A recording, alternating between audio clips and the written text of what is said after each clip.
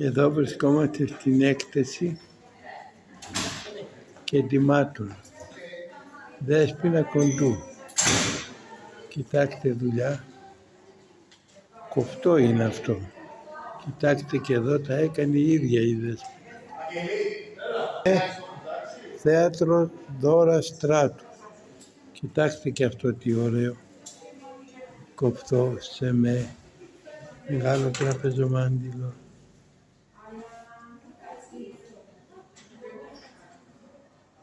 Γεωργία Δρουλίσιου.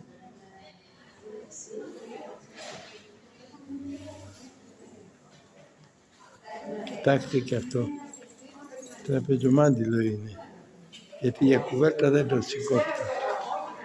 Βασιλική Εξάρχου.